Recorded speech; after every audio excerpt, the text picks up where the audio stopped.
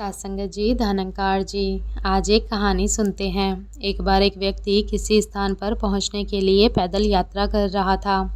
कुछ दूर पहुंचने पर उसके कानों में आवाज़ पड़ती है कि मुझे बचाओ, मैं बहुत दुखी हूँ, मैं बहुत परेशान हूँ, मुझे बचाओ। जिस दिशा से यह आवाज़ आ रही थी वह व्यक्ति उधर दौड़ा चला जाता है। कुछ दूर जाने पर क्या देखता है कि एक मायावी पेड़ ने एक व्यक्ति को जकड़ रखा है और उस पेड़ पर कुछ कांटे लगे हैं जो उस व्यक्ति को चुभ रहे हैं। जैसे ही वह पास पहुंचता है तो दृश्य ही बदल जाता है। उस पेड़ ने उस व्यक्ति को नहीं बल्कि उस व्यक्ति ने उस पेड़ को पकड़ रखा था और कह रहा था, मुझे बचाओ।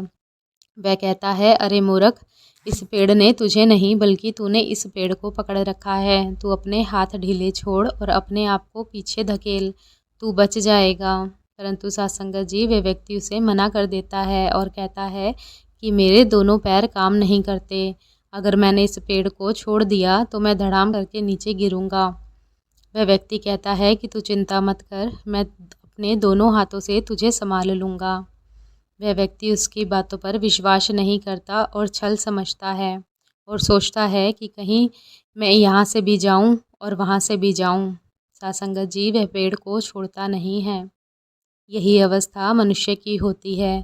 वह भी अनेकों बुराइयों से घिरा होता है। उसने अनेकों बुराइयां पकड़ रखी होती हैं, काम, क्रोध, लोभ, मोह, अहंकार। और प्रभु कहते हैं कि तू इन बुराइयों को छोड़ दे, मैं तुझे पकड़ लूँगा, तुझे संभाल लूँगा। परंतु व्यक्ति विश्वास नहीं कर पाता है और इसी में ही उलझा रहता है।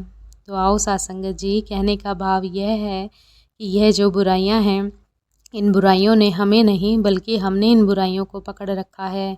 अगर हमारे मन के अंदर तीव्र इच्छा होगी तो हम इन बुराइयों को छोड़ सकते हैं और परमात्मा हमें ज़रूर संभाल लेंगे। सत्संगत जी, प्रेम से कहना, धनंकार जी।